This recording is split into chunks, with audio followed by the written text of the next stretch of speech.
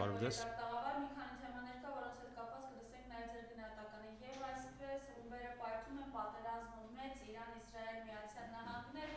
Իրավիճակը նախ ինչպես կգնահատեք, ըստ էության մեր նախորդ զրուցակիցն էլ նաև դա շեշտեց, որ Միացյալ Նահանգներ Իսրայել պլան A-ն ձախողվեց, այն էլ գխատել ամբողջ վերնախավը Իրանի, այնուհետև ներքին խժդժություններով հասնել իրենց նպատակին։ Հիմա այս մասով ձեր տեսակետը եւ որն է լինելու պլան B, խնդրեմ։ Տեսեք, ուրեմն Միացյալ Նահանգների հետախուզական գլխավոր կենտրոնը ՑՌ-ն եւ իսրայելական Մոսադը համատեղ կարելի ասել, որ իրենց դոկտրինը հրապարակեցին, որտեղ նպատակը հետեւյալն է. իրենք բաց ձևով չեն ཐակցնում, հայտարարում են, որ իրենց գլխավոր նպատակը ոչնչացնել այս ռմբակոծությունների միջոցով ամբողջ ռազմական եւ քաղաքական ենթակառուցվածքը Իրանի, այսինքն վերացնել ամբողջ քաղաքական եւ ռազմական վերնախավին, որից հետո արդեն զորք մտցնեն Իրան եւ զորքի միջոցով թույլ տան, որպեսզի իրենց գնահատմամբ ժողովուրդը ապստամբի եւ ձևավորվի նոր աշխարհիկ պետություն եւ այդ աշխարհիկ պետությունը անցկացնի ազատ ընտրություններ, ինչպես որ ասենք եվրոպական երկրներում է եւ այսպես ասած ձևավորեն նոր դեմոկրատական Իրան։ Սրանք այն ծրագրերն են, որոնք իրենք հայտարարում են։ Թեև այսպիսին է Միացյալ Նահանգների եւ Իսրայելի համատեղ ծրագիրը, բայց աշխարհի բոլոր միջազգային դիտորդները, ազդեցիկ եւ ամենահեղինակավոր իրանագետները նշում են, որ այդ ծրագրերը իրատեսական չեն, որովհետեւ Իրանը եվրոպական երկիր չէ, Իրանում կրոնական զգացմունքները շատ խորն են եւ մահմեդական աշխարհում չկա մի երկիր, որտեղ մաքուր աշխարհիկ համակարգ ձևավորվի եւ հաշվառելով այդ հանգամանքը Միացյալ Նահանգների եւ Իսրայելի ծրագրերը ըստ էության կարող են տապալվել։ Բնականաբար Միացյալ Նահանգներն ու Իսրայելն ունեն պլան A-ն եւ պլան B-ն, երկրորդ տարբերակը, եթե իրենք չկարողանան դրան հասնել, ապա իրենք փորձելու են, այսպես ասած, սադրել եւ զարգացնել անջատողական սեպարատիստական շարժումները, հիմնականում բելուջների, արաբների եւ քրդական շարժումները Իրանում։ Սա պլան B-ն է։ Խնդիրը կայանում է նրանում, որ եթե պլան A-ի պարագայում Իրանի պարսիկ ժողովրդի պարսիկների մի մասի մոտ կա որոշակի դրական ընկալում, հա, այսպես ասած այդ պարսիկները նույնպես հոգնել են մոլլաների ռեժիմից եւ ուզում են այսպես ազատագրվեն, ապա սեպարատիստական շարժման պարագայում դրանք կտրականապես դեմ են, այսինքն նույն շահի տղան հայտարարեց, որ իրանք կատեգորիկ դեմ են լինելու ցանկացած սեպարատիստական շարժման, այսինքն Միացյալ Նահանգների եւ Իսրայելի պլան A-ն եւ պլան B-ի մեջ կա ֆունդամենտալ տարբերություն։ A-ի պարագայում անջատողականներն են դեմ, ազգային փոքրամասնություններն են դեմ, որպեսի շահի տղան վերադառնա Պարսկաստան եւ ղեկավարի այդ երկիրը, B-ի պարագայում Պարսկաստանի պարսիկ ժողովրդի ճնշող մեծամասնությունը դեմ, որտեղ չի ուզում, որ իրենց երկիրը տրոհվի, հա, եւ այս պարագայում, եթե դուք նկատել եք, երբ որ Տրամփին հարցնում են, ասում են, թե դուք ում եք տեսնում ապագա Իրանի ղեկավար, ինքը ասում է, ես ունեմ 3 տարբեր տեխնացուներ, բայց չի ասում կոնկրետ անուն, որովհետեւ մի անունը որ ասի, մեկ ուրիշ ընդդիմադիրներ կըմբոստանա, մյուսի անունը ասի, մյուսը կըմբոստանա։ Դա նշանակում է, չէ, պարզ է, դա նշանակում է, որ այն ինչ որ նախագծել են Միացյալ Նահանգների եւ Իսրայելի հատուկ ծառայությունները, դա ուղղակի կյանքից կտրված ոչ իրատեսական ծրագիր է, բայց որը կարող է պայթուն վերել եւ ըստ բռնկել մեծ տիեզերական մեծ բախում, որը վերջնարդյունքում կարող է հանգեցնել երրորդ համաշխարհային պատերազմի։ Սա է իրականությունը, սա ողբերգական, այսպես ասած, իրավիճակ է, ու դուք հատուկ նշեք, որ հատուկ ուզում եմ նշեմ, որ նույն Միացյալ Նահանգներում այս ռմբակոծությունները աջակցում են ամերիկյան հասարակության, ամերիկյան ժողովրդի ընդամենը 27%-ը։ Ճնշող մեծամասնությունը դեմ են եւ դեմ են նաեւ ոչ միայն դեմոկրատական կուսակցության, այսպես ասած, մեծ մասը, այլ նաեւ հանրապետական կուսակցության, հատկապես MAGA շարժման ներկայացուցիչները, որոնք համարում են, որ Տրամփի այս քայլը փաստորեն խաբեություն էր, որտեղ ինքը երբ որ գալիս էր ընտրվում էր նախագահ, ինքը ընտրվում էր խաղաղության կարգախոսներով։ Եվ սա մոտավորապես շատ նման է նրան, որ մեր հասարակությունն էլ 2018-ին մեծ հույսեր ուներ, որ Փաշինյանի գալով իշխանության Հայաստանում կհաստատվեն արդարություն, բայց ճիշտ հակառակ process-ը գնաց։ Այսինքն այդ իմաստով կարծում եմ, որ Տրամփի այս քայլերը լուրջ դժգոհություն են առաջացնելու Միացյալ Նահանգներում եւ մեծ հաշվով սա կյանքի դժվար թե կոչվի, որովհետեւ նույնիսկ եմ կրկնում Պարսկաստանը ոչ Ֆրանսիա է, ոչ Մեծ Բրիտանիա է, ոչ էլ Իտալիա է, որտեղ հնարավոր լինի ամբողջական աշխարհիկ պետություն ձևավորելը։ Սա խնդրի մի կողմն է։ Խնդրի մյուս կողմը կայանում է նրանում, որ մեծ հաշվով Իրանում իսկապես այսօր առաջացել է բավականին լուրջ ճգնաժամ։ Իրանում Խոմեյնիի սպանությունից հետո իդեպ Խոմեյնին ինքը ոչ միայն Իրանի առաջնորդն է, այլ աշխարհի շիաների առաջնորդն է, ինչպես որ մեր վեհապարը ոչ թե Հայաստանում ապրող առաքելական եկեղեցու ումների առաջնորդն է, այլ ամբողջ հայության, այսպես ապրող ամենայն հայոց կաթողիկոսն է, այնպես էլ այնտեղ Ռահբարը փաստացի աշխարհի շիաների առաջնորդն է, որի սպանությունը մեծ ազդեցություն է թողել աշխարհով մեկ։ Դուք նկատեք, ըստ էության հակաամերիկյան ցույցեր են գնում ոչ միայն Իրանում, այլ նաև Իրաքում, Լիբանանում, Եմենում, Պակիստանում եւ ըստ էության ցնցումների մեջ է մտել նաև Բահրեյնն ու Սաուդյան Արաբիան։ Բահրեյնում շիաները մեծամասնություն են կազմում, իսկ Սաուդյան Արաբիայի 15%-ը նույնպես շիաներ են։ Ես նույնպես եմ կրկնում, այս պատերազմի հրահրումը ուղղակի իրատեսական ծրագրերով չի հետապնդվում։ Ես կարծում եմ, որ սրա նպատակը Իսրայելի այն հույսն էր, որ այս տարվա հունվարին, երբ որ բռնկվեց մեծ բողոքի ալիք Իրանում, այստեղ իսրայելցիները մտածեցին, որ սա իրենց վերջին շանսն է, որպեսզի ոչնչացնեն, տապալեն Մոլլարի ռեժիմը եւ այսպես ասած անվտանգ դարձնեն Իսրայելը հնարավոր ապագա Իրանի զարգացումներից։ Ինչ վերաբերում է բանին Թրամփին, ապա բոլորի համար հասկանալի է, որ Միացյալ Նահանգների համար ստրատեգիական խնդիր է եղել Իրանի,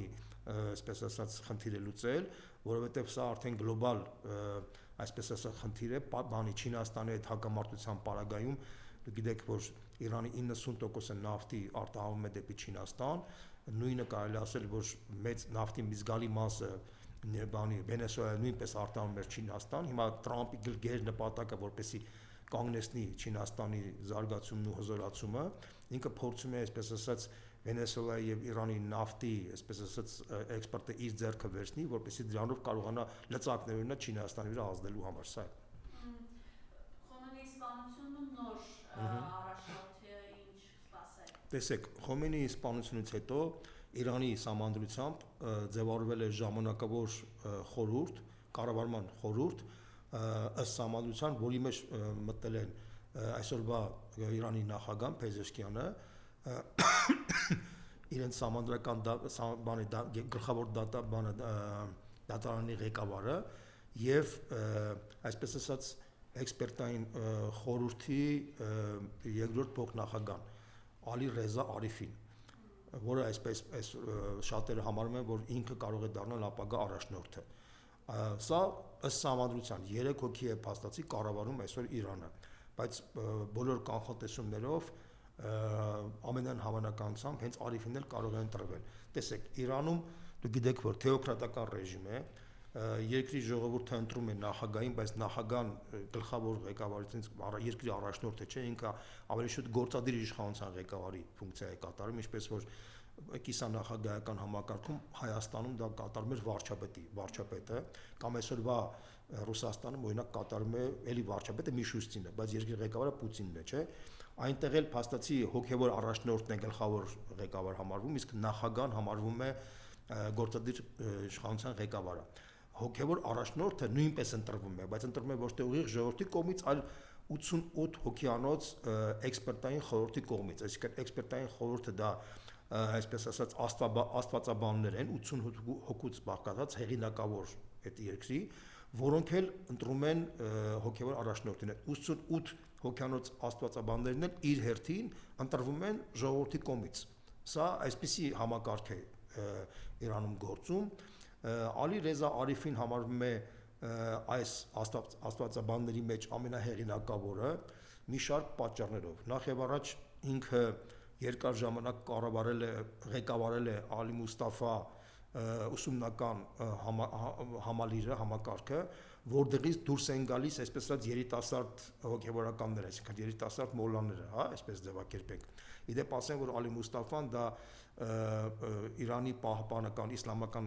պահապանական կորպուսի այսպես ասած գաղափարական դարբնոցն է, այսինքն կարելի ասել, որ Ալիրեզա Արաֆին ինքը բավականին լուրջ հեղինակություն կարող ունել կորպուսի մոտ։ Մյուս կողմից ամբողջ երկրի, այսպես ասած, կրոնական համակարգը, մոլլաների ամբողջ համակարգը, որ կա, ինքը ըստեյության իրեն են տեսնում որպես գլխավոր առաջնորդ, որտեղ ինքն է ղեկավարել երկար տարիներ հենց այդ դարբնոցը։ Բացի այդ, ինքը փաստացի այդ բանի էքսպերտային խմբի անդամ է եւ փոխնախագահի պաշտոն ունի եւ Խոմեյնին ամենաշատը իրեն էր վստահում։ Միջազգային իրանագետները գնահատում են իրեն որպես պայմանական ձևակերպում են, այսպես ասած, տեխնոկրատ, չալմայով տեխնոկրատ, այսպեսի բանը իմիջ ունի ինքը, այսինքն մի կողմից ինքը տեխնոկրատ է, համարում է, որ այս մոլլաների ռեժիմը պետք է լուրջ մակարդակի ռեֆորմացիա ենթարկվի, որպեսզի երկիրը կարողանա զարգանալ, մյուս կողմից ինքը կրոնական, թեոկրատական ռեժիմի հավատավոր կողմնակիցներից է, պահպանողական թևի, այսպես ասած, ներկայացուցիչ է, եւ իրեն ընտրելով Իրանը ցույց է տալու, որ ինքը մինչև վերջ դիմադրելու է։ Ավելին կարող ենք ասել, որ բոլոր իրանագետները ջախջախից մեծամասնությունը համարում է, որ ամերիկացիների եւ Իսրայելի այս հարձակումը Իրանի վրա մյուս այդքան էլ խելամիտ չէր, որովհետեւ տեսեք, եթե դու ուզում ես հաղթես այդ համակարգը, տեսեք, օրինակ Սիրիայում ինչ եղավ, Ասադին տապալեցին, Ասադը փախավ Մոսկվա, չէ՞։ Մի անձեր փախավ Մոսկվա։ Այնտեղ Իրանում այդպիսի համակարգ չէ, բայց հսկայական վերնախավ է։ Դա կրոնական գործիչների, քաղաքական գործիչների, ռազմական գործիչների մի հատ հսկայական մի հատ շերտ է իրենից ներկայացնում, որոնք փախնելու տեղ չունեն։ Այսինքն չունեն փախնելու տեղ, իրենք, այսինքն մի քանի տասնյակ հազար, մի քանի 100,000 մարդ, որոնք ըստ էության, եթե գիտեն, որ եթե հանգարց ռեժիմը տապալվի, իրենք կանգնելու են դատարանի առաջ, իրենց գնդակահարելու են։ Որտեղ սա, այսինքն իրենք մինչև վերջ պայքարելու են, մինչև վերջ կռվելու են, այսինքն այդ համակարգի դեմ ցենց կացնային մակարդակով հարվածելը բոլորը հասկանում են իրատեսական չէ։ Դրա համար էլ Միացյալ Նահանգների պետքարտուղար Ռուբիոն, եթե դուք նկատեք, ինքը հայտարարում է, որ մենք նպատակ չունենք ռեժիմը փոխելու։ Նույնը ասում է Միացյալ Նահանգների պաշտպանության պատերազմի նախարարը։ Ինքն էլ է հայտարարում, մենք նպատակ չունենք ռեժիմը փոխելու։ Եվ ամերիկյան փորձագետները ուղղակի նկատում են, որ Տրամպի վարչակազմում կա որոշակի ճեղքված այդ իմաստով։ Մի մասը համարում է, որ պետք է փոխել ռեժիմը, եւ այդ մասը այն շրջանակներն են, որոնց վրա մեծ ազդեցություն կա հերական այս լոբիստների կողմից ամերիկյան, եւ որին, այսպես ասած, հավակնում են համբանը, այդ դրա կողմնակիցն է նաեւ Տրամպը, մյուս մասը համարում է, որ դա իրատեսական չէ, այլ պետք է պարզապես ջարդել, այսպես ասած, Իրանի ռազմաքաղաքական վերնախավի այդ ենթակառուցվածքները եւ փորձել ճնշման միջոցով նորից բանակցությունների բերել, որպեսզի բանակցությունների միջոցով պարտադրել Իրանին այնպիսի համաձայնագիր, որտեղ Իրանը չկարողանա, այսպես ասած, մեծ վտանգ ներկայացնել Իսրայելին եւ Միացյալ Նահանգներին։ Այսինքն երկու տեսակետ կա։ Եվ որովհետեւ այն տեսակետը, որ Իրանին պետք է ոչնչացնել եւ նոր ռեժիմ ստեղծել, դա իրատեսական չէ։ Դա օբյեկտիվորեն մի քանի տասնյակ հազար, միգուցե մի քանի 100,000 մարդ այդ երկրից ոչ միտեղ չեն կարող փախնել։ Պատկերացեք այդ մարդիկ ինչ պետք է անեն, մինչև վերջ պետք է պայքարեն, մինչև վերջ պետք է պատերազմեն, որոնք դրանք զինված պետական կարգավիճակ ունեցող մարդիկ են, որոնց ձեռքում կան հսկայական զինտեխնիկա։ Այդ մարդկանց ցանկացած ներխուժում զինված, դա շատ լրիվ ուրիշ պատերազմ է լինելու, որտեղ ի տարբերություն Իրաքի կամ Լիբիայի, հա, Իրանը ունի 2500 տարվա պետականության փորձ։ Լիբիան դա նոր երկիր էր, Իրաքը դա արհեստական երկիր էր, մենք բոլորս գիտենք երկրորդ համաշխարհային, առաջին համաշխարհային պատերազմից հետո ձևավորված բաներին։ Իրանը 2500 տարվա պետական փորձ ունի։ Իդեպ նշեմ, որ Միացյալ Նահանգների պետականության փորձը ընդամենը 249 տարի է։ Համեմատենք հա։ Եվ այդ իմաստով այլ խնդիր է, որ բոլորի համար պարզ է, որ մոլլարանի ռեժիմը պետք է բարեփոխվի, այսինքն այն ռեժիմը, որ կար մինչև հիմա, բոլորն էլ հասկանում են, որ այդ ռեժիմը իրաց սպառել է։ Իրենց ներքին խնդիրն է եւ մեծ հաշվով այդ ռեժիմը պետք է իսկապես ռեֆորմացիայի ենթարկվեր։ Ես օրինակ այն կարծիքին էի, որ այնտեղ իսկապես Դեն Սյաոպինի պես մի գործիչի պահանջ կա, ինչպես որ Չինաստանում Դեն Սյաոպինը եկավ եւ արմատապես փոխեց Չինաստանի համակարգը եւ Չինաստանը այսօր թռիչքային զարգացում է ցույց տալիս ինքը հսկայական մոտավորապես 40-ից 50 անգամ իր էկոնոմիկան մեծացել է եւ ինքը փաստացի այսօր դարել է առաջին տնտեսություն է։ Իդեպ նշեմ, որ Մասկի այս վերջին գրառումը դուք նկատեք, որ ինքը նշեց, որ թեև Միացյալ Նահանգների հնան այսօր կազմում է մոտավորապես 30 տրիլիոն դոլար, իսկ Չինաստանինը 19 տրիլիոն դոլար, բայց իրականում Չինաստանի իրական ռեալ հնան ավելի մեծ է, քան ամերիկյան հնան, եւ դա ցույց է տալիս էլեկտրոէներգիայի սպառման ծավալները, որ Միացյալ Նահանգներում շատ ավելի քիչ է, քան Չինաստանում։ Սա նշանակում է, որ Միացյալ Նահանգների էկոնոմիկայի կեսը, կարելի ասել, թղթային էկոնոմիկա է, այսինքն արժեթղթերի, բորսաներով ուռճացված, այսպես ասած, իրենց բաները, ակցիաների գները արհեստական բարձրացված, հատկապես արհեստական բանականության ոլորտին է վերաբերվում դա բորսաներում բաներում արհեստական աճեցված է եւ ցանկացած ճգնաժամի ժամանակ նրանք կարող են պայթել։ Այսինքն ռեալ արդյունաբերական ռեալ սեկտորը էկոնոմիկայի տեսակետից Չինաստանը շատ ավելի առաջ է արդեն անցել եւ Տրամպը այդ Մասկը դա արձանագրում է իր այո պատերազմը Ռուսաստան-Չինաստան։ Փաստացի այս պատերազմի գլխավոր բան ընդհանրապես Տրամպի կոնցեպտի Տրամպի թիմը բաժանված է երկու մասի՝ նեոկոնների եւ MAGA շարժման կողմնակիցների։ MAGA շարժման կողմնակիցները նշում են, որ Միացյալ Նահանգները պետք է առողջացնել, մաքրել կեղտից, այն LGDB բան ասենք, այդ դեմոկրատական այն որ մենք բոլորս գիտենք, հա, այն գլոբալիստների կեղտից եւ պետք է մաքրենք, ազատենք, մաքուր ավանդական արժեքներով եւ նորմալ երկիր դարձնենք։ Նեոկոնները նշում են, որ Միացյալ Նահանգները պետք է մաքրել, բայց պետք է, այսպես ասած, իր կայսրական ձգտումները պահպանել եւ նեոկոնների կարծիքով պետք է Միացյալ Նահանգները նույնպես կրկին դառնալ համաշխարհային պահպանել իր համաշխարհային գերտերության դիրքը եւ իրենք համարում են, որ իրենց գլխավոր բանը մրցակիցն ու հակառակորդը հենց Չինաստանն է, որտեղ եթե Չինաստանը շատ հզորանա, Միացյալ Նահանգները կարող են կորցնեն դոլարի մոնոպոլիան, դուք նկատում եք դոլարը ինչպես է անկում ապրում ամբողջ աշխարհով մեկ, հա, ոսկի գինը արդեն դարել է $5300, արծաթի գինը դարել է արդեն $95 մեկ ունցիայի համար եւ ընդհանրապես ամբողջ աշխարհով մեկ դոլարի արժեքը կշիռը կրճատվում է, որտեղ դոլարով առևտուրը կրճատվում է սրընթաց ճանապարհով, այսինքն դուք տեսնում եք, որ BRICS-ի երկրները փաստացի ինչ ծրագրեր են բանանում եւ իդեպ այս վերջերս էլ Չինաստանը ակնարկեց, որ ինքը կարող է մի ինչ-որ պահի արդեն յուանը դարձնել համաշխարհային վալյուտա, այսինքն փոխարինել դոլարին։ Սա իրատեսական է եւ ոչ հեռու ապագայի, այսպես ասած, հեռանկար է եւ դա լրջորեն մտահոգում է ամերիկացիներին եւ ամերիկացիները ամեն ինչ ուզում են անեն, որպեսզի զսպեն այդ process-ը։ Իրանք դրա համար նպատակ են դրել նախ ամեն ինչ անել, որ Ռուսաստանին տրոհեն, կոտրեն Ռուսաստանի եւ Չինաստանի դաշինքը, Ռուսաստանին իրենց կողմը քաշեն եւ Չինաստանին թողնեն միայնակ, որպեսզի Չինը հետո կարողանան զսպել Չինաստանի տնտեսական վերելքը։ Սա իրենց նպատակը։ Դրա համար նրանք բարձացի այս պայդրությամբ փաստացի արգրավեցին Մադուրոին եւ Վենեսուելայի բանը նավթի էքսպորտը իրենց վերահսկողության տակ են վերցրել, նույնը ուզում են անեն Իրանի հետ կապված։ Եթե Իրանի նավթի վերահսկողությունը իրենց տակ հայտնվի, ապա Չինաստանի վիճակը բավականին կբարթանա, ինքը կախված կլինի բացառապես ռուսական նավթից ու գազից։ Իհարկե դա նաեւ շահավետ է Ռուսաստանին, բայց մեծ հաշվով դա ել ավելի կմոտեցնի Չինաստանին եւ Ռուսաստանին եւ այս պարագայում հաջորդ քայլը, որ պետք է ամերիկացիները անեն, դա պետք է ամեն ինչ անեն, որ Ռուսաստանին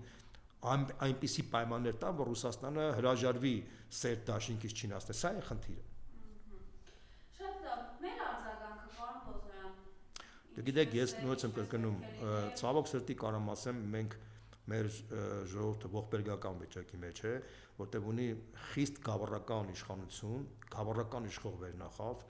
պատերազմի սկսվելուց հետո, երբ որ բնական էր, որ Հայաստանի անվտանգության խորհուրդը հրավիրեր նիստ, որպեսզի քննարկել այդ իրավիճակը եւ շատ տրամաբանական պետք է լիներ, որ գործող վարչապետը պետք է ղեկավարեր այդ նիստը, բայց պարզվեց, որ այդ գործող վարչապետը իր գործընկերոջ ազգային ժողովի նախագահի հետ մեկնել էր նախընտրական արշավի եւ պերաշկի ուտելով իրանք փորձում էին ցույց տալ, որ իրենք այսպես ասած համահունչ է իրենց մտաբանը, իրենք նման են հասարակության ամենաստորին շերտի մարդկանց, դրանով ուզում են նորից այսպես ասած մարդկանց խաբեն, այսինքն սա ցույց է տալիս, որ այս մարդիկ իրենց համար Հայաստանի շահը, Հայաստանի իրավիճակը երկրորդական, երրորդական դերում է, որտեղ շատ լավ գիտեն, որ 3 ամսից հետո իրենք չեն լինելու արդեն, իրենք շատ լավ հասկանում են, որ իրենց կանգնած է լրջագույն վտանգ, իրանք փրփուրներից կախվելով փորձում են ամեն ինչ անեն, որպեսզի դուր գան այն ժողովրդի այն հետամնաց հատվածին գոնե, որպեսզի այդ հետամնաց հատվածը կարողանա իրենց ձեն տա։ Դրա համար պերաշկ են ուտում, վաղ մյուս օրը կարող է, չգիտեմ, բազմաթիվ այլ կապիկություններ անեն, որպեսզի այդ կապիկություններով, գիտեք, սա նման է նրան, որ ցանկացած հասարակության մեջ կա թեր զարգացած հետամնաց հատված, որին դուր է գալի նման բան։ Այսինքն մարդը կարա, ասենք, չգիտեմ, գինի խմի կամ օղի խմի ու պարկի, ասենք, եւ իրեն նրան դուր գա կամ պերաշկի ուտի, ծիծաղի կամ բուլատ ատամը պահելով, չգիտեմ, ինչ-որ բաներ ցույց տա, բայց այդ արդեն այդ հատվածը հասարակության ծայրեղ փոքրամասնության հատվածը, այսինքն մեր ժողովրդի մեծ մասը հասկացել է, որ մեծ հաշվով արդեն այս ինչ իշխանություն ունի եւ իրենց բոլոր այդ քայլերը, բաները ընտրակաշարք բաժանելը կամ ընտրակաշարքի ձևով մարդկանց թոշակները բարձրացնելը արդեն նպատակին չեն հասնելու կամ ամուսնության բաժանում թաթերական այսպես ասած ներկայացումներ ցույց տալով իրանք լուրջ բանի չեն կարող հասնել։ Այսինքն թոշակը այդ ամեն ինչը դուք ընտրակաշարք եք համարում։ Միանշանակ, տեսեք, մենք անընդհատ նշում էինք, որ այսօր բանը մինիմալ սպառողական զամբյուղը Հայաստանում կազմում է 80-82 հազար դրամ։ Դա առնվազն գոնե 2 տարի առաջ այդպես էր 23-24 թվականներին բոլորի համար պարզ է որ 23-24 թվականներից մինչև 26 թվականը մարդկանց կենսամակարդակը որտեղ բարձրացել է իջել է գները որտեղ իջել են բարձրացել են նույնիսկ ասենք վիճպետվարության տվյալներով ճիշտ է պաշտոնապես անցյալ տարվա ինֆլյացիայի տոկոսը կազմել է 3 մի քիչ 3%-ից ավել բայց իրական գները հա եթե մենք տեսնում ենք այն սպառողական առաջնային ապրանքները, որ մարդիկ սպառում են հենց բանով, խոսքը կարագի, ձեթի, մսեղենի, բանի, բարձրացել են առնվազն 10, 15, 20, 25%-ով, դա բոլորի համար տեսանելի է, եւ այս ամենից մինիմալ սպառողական զամբյուղը ոչ թե պետք է իջացումներ, այլ ավելի պետք է բարձրացնել, բայց իրենք պաշտոնական մակարդակով ուղղակի խաբեության եւ մանիպուլյացիայի մակարդակով ձևակերպել են, որ այսօր Հայաստանի մինիմալ սպառողական զամբյուղը կազմում է 61000 դրամ եւ քանի որ մենք անընդհատ նշում էինք որ փաստացի մինիմալ սպառողական զամբյուղը 82000 դրամ էր բայց մինիմալ աշխատավարձը 75000 դրամ էր իսկ մինիմալ թոշակը 36000 դրամ էր իրենք որպեսզի այդ տակից դուրս գային որտեղ հասկանում էին որ բացացի մարդկանց հնարավոր չէ ոչխարի տեղ դնել իրանք ինչ արեցին թոշակը բարձրացրեցին 10000 դրամով, հետո մի հատ քեշբեքի որոշում ընդունեցին, որ 20%-ով հետ վճար կարան ստանան եւ նշեցին, որ եթե մարդը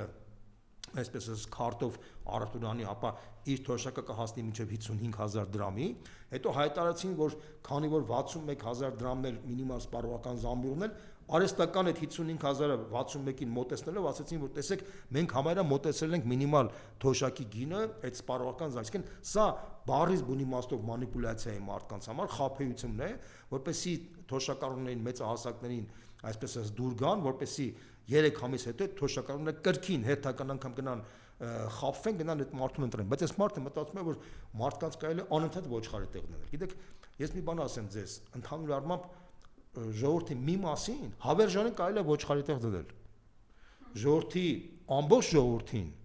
ինչ որ մի կար ժամանակում կարելի է ոչխարի տեղ դնել, բայց ամբողջ ժողովրդին հավերժորեն ոչխարի տեղ դնել չի լինում։ Դա քաղաքագիտական դասագրքային օրենք է, որը բոլորը գիտեն, իրենք էլ գիտեն, բայց իրենք քանի որ փրփուրներից են կախված, իրենք ուրիշ տարբերակ չունեն, ուզում են երկրորդ անգամ խաբեն։ Մտածել է, որ ինչքան ոչխար մենք այսպես ասած համոզենք, այնքան քյար է մեզ։ Սա է իրենց մոտեցումը։ Հպանցիկ անդրադարձակ պարոն Բոզյան։ Իդեպ նշեմ, որ իրական սպառողական զամբյուղը մինիմալ շատ ավելի մեծ թիվ է արդեն քան 80000 դրամը, շատ ավելի մեծ թիվ է կազմում եւ մեր հաշվարկները ցույց են տալի, որ որպեսի թոշակառուն ինքը կարողանա նորմալ ապրել, նորմալ, ասեմ, մինիմալ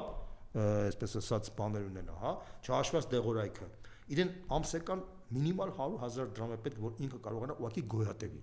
Սա մեր հաշվարկներն են ցույց տալիս։ Այսինքն դրա մեջ չի մտնում տրանսպորտը, դրա մեջ չի մտնում, այսպես ասած, դեղորայքի եւ առողջապահության խնդիրների հետ կապված մինիմալ գումարը, որ դոշակառուին պետք է, որ ինքը գոյատևի, եթե ինքը չունի, ասենք, երեխա թորնիկ, որ իրեն կարող են աջակցեն, հա, օգնել, հա, այդպես։ Համարենք, որ մարդը այդպիսի մարդ էլ կարող են, այդ մարդիկ քիչ չեն, հա։ Այդ մարդը մինիմալ բանը, որ պետք է լինի, դա 100,000 դրամն է։ Սա պարզ խնդիր է հաշվարկեմ, ես կարող եմ ցանկացած մարդու ապացուցեմ, այդ թվերով վերցնեմ, ընդ որում մետի միջազգային, այսպես ասած, վերլուծությունների արդյունք է, իսկ միջազգային բոլոր անալիզները այլ երկրների, այսպես ասած, վերլուծություններ տալիս, որ եթե դու այս ապրանքները վերցնում ես եւ ամսական հաշվում ես, Հայաստանի պայմաններում դա գալիս է 100,000 դրամ, բայց քանի որ սրանք բոլոր հարցերում են խաբել, այս հարցում են ուզում խաբեն, մինիմալ սպառողական զամբյուղը պաշտոնապես նկարել են 61,000 դրամ եւ թոշակառուներին այսօրվա դրությամբ ընտրակաշարքի ձևով բարձրացնում են մինչև 55,000 դրամի, որպեսզի հայտարարեն, որ տեսեք, մենք լուծել ենք մեր նախընտրական խոստումը, տվել ենք եւ բան ենք արել։ Սա է իրենց նպատակը։ Պարոն Բոզյան, Աննա Հակոբյանը այդ որ ասած գնում եմ Նիկոլ Փաշինյանին բաժանում եմ, բայց հետաքրքիր է, օրինակ այսօր հրապարակը տեսություն է պատրաստել, որտեղ խոսում են, որ ըստ իրենց հարաբերությունները շատ ավելի լարված են եղել ավելի շուտ, այնտեղ նաև իրենց ներսում իշխանության կռիվը Աննա Հակոբյանի իշխանությունը արժում էր, դե շատերն են խոսում այն մասին, ինձ ուժայինների կանայք ղեկավարները իր կադրերն են համարում, այս ամենի հետ կապված խնդրեմ ձեր տեսակետը, արդյոք հյուսում եք այս կարծիքը թե ոչ, եւ ի վերջո ամեն դեպքում չկարողացան հայ իրենք ժողովրդին, այսպես ասենք, զբաղեցնել իրենց այդ թեմայով, այս մասով ձեր տեսակետը։ Տեսեք, ես այս ձևակերպեմ ընդհանուր առմամբ ես միշտ այն կողմնակիցն եմ եղել, որ ընդհանրապես բամբասանքային ձևակերպումները չարժել լուրջ քաղաքականության մեջ վերլուծության առարկա դարձնել։ Բայց հաշվառնելով այն հանգամանքը, որ այս զույգը լուրջ ազդեցություն է թողնում մեր պետական համակարգին եւ հանրային գիտակցության մեջ որոշակի տեղ է զբաղեցնում, ապա ես իմ կարծիքը կարող եմ ասել, տեսեք, եթե դուք նկատեցիք Աննա Հակոբյանն ու Նիկոլ Փաշինյանը ամուսնացան, այսպես ասած, քաղաքացիական ԶԱԳՍ-ով, չէ՞, վերջերս ամուսնացան, եթե դուք հիշում եք, չէ՞, եւ կարճ ժամանակ հետո նորից ամուսնալուծվեցին, այսինքն, տեսեք, դա տրամաբանական է, իհարկե ոչ։ Այսինքն, եթե մարդը ուզում է ամուսնալուծվել, եթե ինքը քաղաքացիական, այսպես ասած, բանով ամուսնություն ունի, ինքը չի գնա մի հատ էլ քաղաքացի ԶԱԳՍ գնա ամուսնանա, հետո նորից արդեն բաժանվի։ Այսինքն, սա ինչ է նշանակում։ Սա նշանակում է հետեւյալը, որ սա ոչ այնքան ամուսնալուծության process է, այլ ոչ որքան Նիկոլ Փաշինյանը իր ընտանիքը հանում է Հայաստանից դուրս, իսկ դա փախուստ է, իր փուլային փախուստն է Հայաստանից, առաջի հերթին կնոջ եւ իր երեխաներին հանելու է Հայաստանից, իր հսկայական ունեցվածքը ինքը հանելու է Հայաստան, որտեվ ինչի ինքը ԶԱԳՍ-ով ամուսնացավ։ Ես կարծում եմ, որ ցանկացած նորմալ մարդ, ով իրավաբանական տրամաբանության մեջ շատ լավ հասկանում է, երբ որ դու ԶԱԳՍ-ով ամուսնանում ես, այն ունեցվածքները, որ դրսերում, բաներում, կրիպտովալյուտաների վրա արդեն իրենք կարող են ունենալ, ինքը այդ այնպես ասած ձևերով ինքը կարող է այդ ունեցվածքի իրավաբանական իմաստով այսպես ասած իրավունքներ ունենալ, հա, այսպես ձևակերպենք։ Եվ ամուսնալուծվեցին, որպեսզի ինքը կարողանա օրինական մակարդակով Հայաստանից դուրս գա, ասի ես ամուսնալուծվել եմ, արդեն չեմ ուզում այդ մարդուն, չեմ սիրում եւ իր ընտանիքը վերցնի եւ ըստ էության Հայաստանից փախնի։ Սա նույնիսկ սա Նիկոլ Փաշինյանի ընտանիքը հանելն է Հայաստանից, որը այսպեսի թատերական ներկայացումով ներկայացրեցին, որը բամբասանքային մակարդակի վերլուծությունների է արժանանում, բայց դա ցույց է տալիս, որ մեր մոտ մեր քաղաքական լրագրողական վերնախավում ցավոք սրտի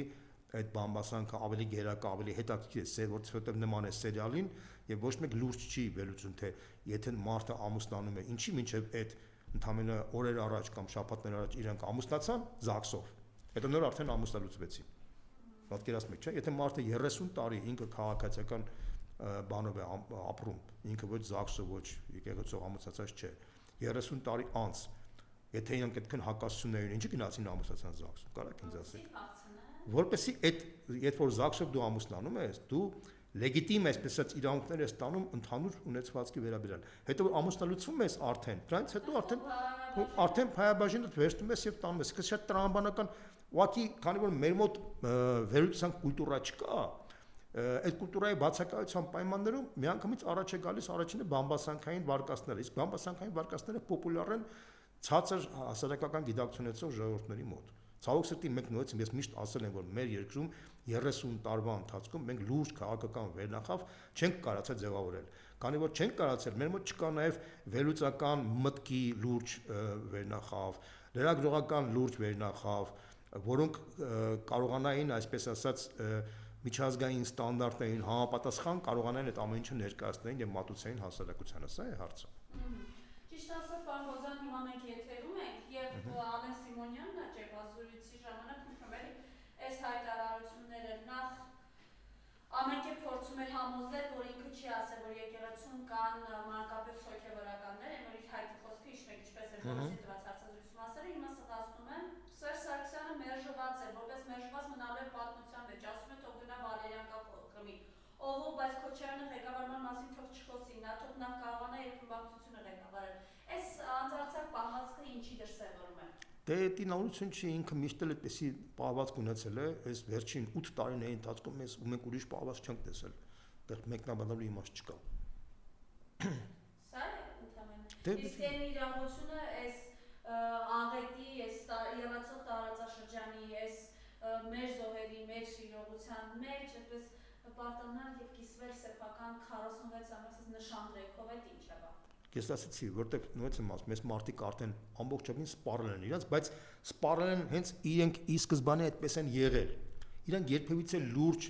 քաղաքականությամբ չեն զբաղվել։ Իրենք լուրջ քաղաքականություն երբևիցե ոչինչ չեն հասկացել։ Իրանք պետական կառավարումից շատ հեռու են եղել։ Իրենք աշխարհակաղակական գործոններից զրո պատկերացում են ունեցել։ Հիշում եք ինքը ասում էր, թե ես իմ զրոյական կետից եմ սկսելու բանակցությունները։ Զրոյական կետից ինքը տարավ Արցախը ոչնչացրեց։ Սա այդ ինչ է նշանակում, որ այդ մարդը փաստացի կարելի ասել ինքը այդ պատկերացումները չունի։ Այս մարդիկ ոչ մի պատկերացում չունեն ոչ պետությունից, ոչ պետական կառավարումից, ոչ մի բանից։ Պատահական մարդիկ են, պատահական մակարդակով հայտնվել են իշխանության եւ 3 ամիս հետո տրամաբանական մակարդակով հեռանալու են։ Եվ վերջին հարց Պարբոզյան, նորից գանք այս իրականությանը կա տեսակետ հարցումները, այսպես ասենք, տագնապի վախերի մեջ է իրապես Փաշինյանը ունեցել, իմանալով որ ռեյտինգը ուղղակի որ ասում են շատ ցածր մակարդակի վրա է, եւ դրանով է նաև պայմանավորված դուք եք ձեր խոսքում ամեն դեպքում անդրադարձել, այս մարզեր գնալը, Պերոշկիա, կուկուրուզա, չգիտեմ, խեղճ, անտեր մարդիկ ինձ թողեց գնաց այս վիճակները։ Մի փոքր ավելի մանրամասն կուզեմ, նաև գիտեմ դուք եք հարցումները անցկացնում։ Մենք պերմանենտ ենք հարցումներ անցկացնում, հիմա էլ ենք նոր ցիկլ ենք սկսելու հարցումների։ Գիտեք, բոլոր, այսպես ասած, սկսած 2023 թվականից մենք ակտիվ հարցումներ ենք անցկացնում եւ այդ հարցումների, այսպես ասած, ընդհանուր տրամաբանությունը մնացել է նույնը։ Պարզապես փոխվել է որոշակի օրակարգերի շեշտադրումները։ Օրինակ եմ ասում, ավելի բացասական ընկալումը իր մեծացել է շատ, իր ընտրազանգվածը նույնն է մնացել, մոտավորապես 13-14%-ի կարգի է իր ընտրազանգվածի ընդհանուր գումարը։ Պլյուս մինուս տարբեր տեղերում մի քիչ ավելի շատ, մի քիչ ավելի քիչ։ Հա, բայց մեծ հաշվով մեր հասարակության ավելի քան 85%-ը տարբեր աստիճաններով պահանջում է եւ սպասում է, որ երբ պետք է այս իշխանությունը հեռանա։ Մոտավորապես 40-45%-ը պահանջում է, որ ինքը միանգամից շատ ավելի կտրուկ հեռանա, շատ ավելի կտրուկ տրամադրված է։ Մոտավորապես 20-25%-ը իրեն համարում է օտարերկրյա ալիչի Թուրքիայի գործակալ, եւ մնացածները թեև այդպես չեն համարում, բայց ուզում են եւ ցանկանում են, որ ինքը այլևս չղեկավարի Հայաստանը։